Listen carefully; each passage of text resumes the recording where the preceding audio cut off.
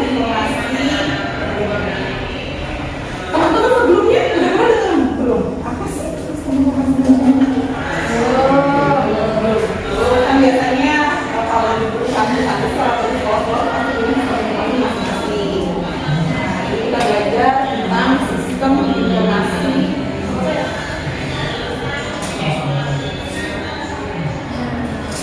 Ada sejarah teman-teman tentang komputerisasi, karena yang namanya sistem informasi itu pasti bayangannya teknologi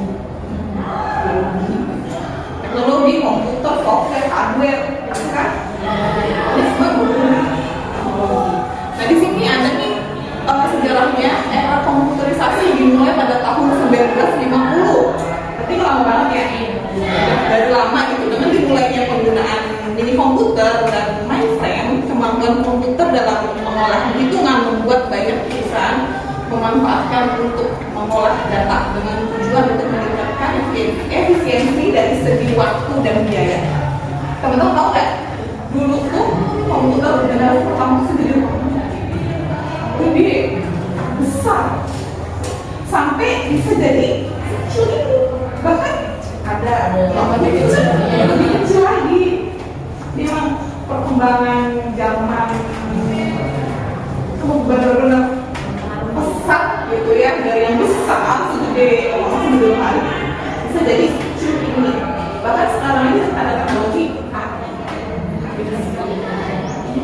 banyak tuh di Instagram gitu ya, atau segala macam sekarang menggunakan foto. Apalagi sekarang lagi booming tuh masuk bisa pakai ChatGPT. Siapa yang sering pakai ChatGPT? Asal bu,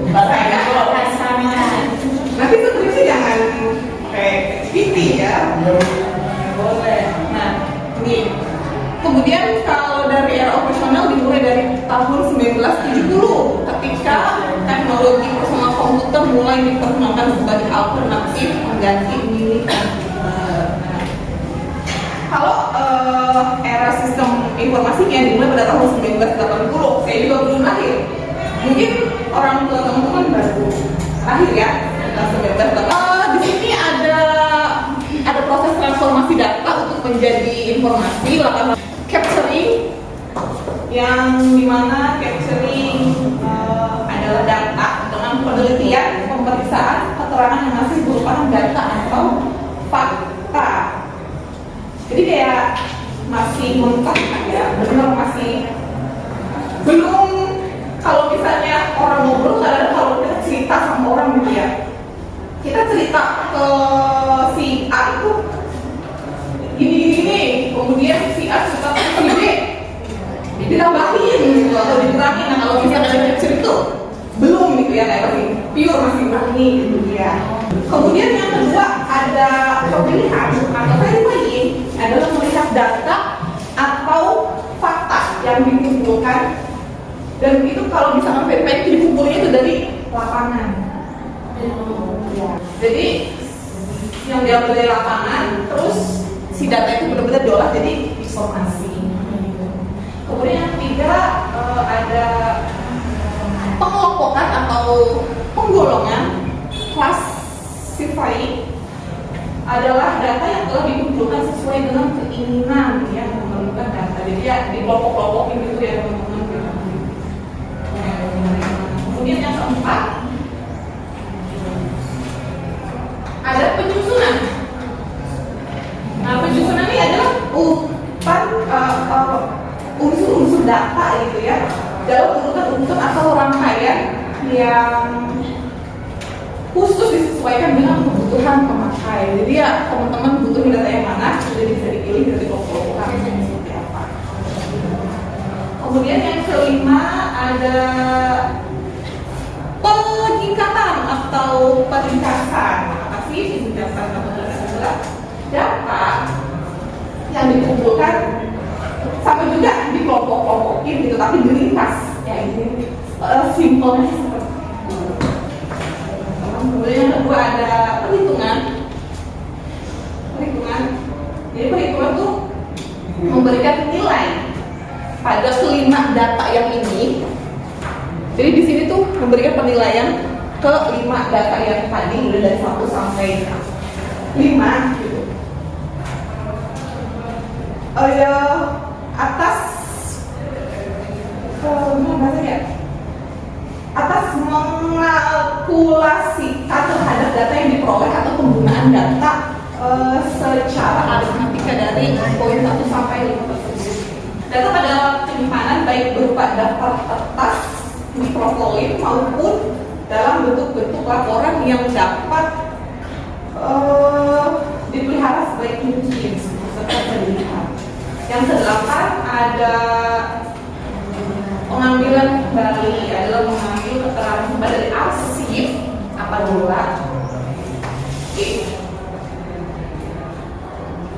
asal informasi tersebut masih segar atau enggak. Jadi si informasi itu masih baru atau udah lama. Kepada pemakai informasi, dengan kata lain memindahkan satu data ke memindahkan suatu data dari tempat tertentu ke tempat yang lain. Iya, pengembangan informasi manajemen. Ada apa aja sih? Di sini ada hakikat pengembangan informasi, ada manfaat pengembangan informasi manajemen, ada alasan. Jadi hakikat pengembangan sistem informasi itu terdiri atas 2 kata, yaitu sistem dan informasi. Jadi kalau sistem adalah gabungan dari beberapa subsistem yang bertujuan untuk mencapai satu tujuan. Sedangkan informasi adalah sesuatu yang mudah dipahami atau menerima. Jadi sistem informasi memiliki makna sistem yang bertujuan untuk menampilkan informasi. Yang kedua adalah manfaat perkembangan sistem informasi. Pendidikan LMS itu kayak teman-teman ini si akad itu masih informasi. Terus apa yang baru lebih bilang Sevima.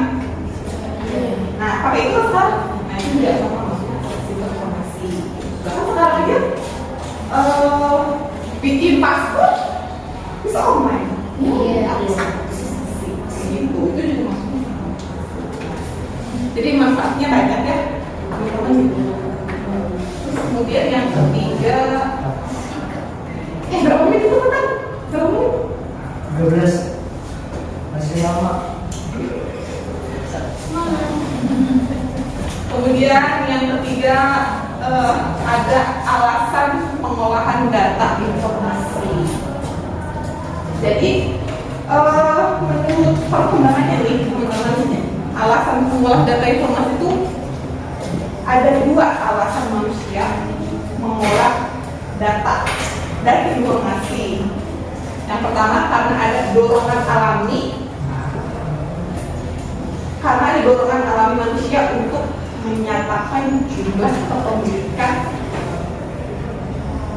dan harta. Kemudian yang kedua ini untuk survei administratif pada pemerintahan. Ya kayak tadi termasuknya integrasi final atau baik maksudnya. Terus dalam dunia modern juga kebutuhan akan data informasi semakin kompleks sehingga diperlukan adanya sistem formal dalam pengolahan data dan informasi. Jadi adanya sistem informasi itu kan dulu kan kalau misalnya mengenai data gitu ya, yang masih buku kita harus cari-cari gitu ya, dicari-cari di lemari kita punya ingatnya di mana gitu, di mana. Kalau sekarang kan database kan, iya aja.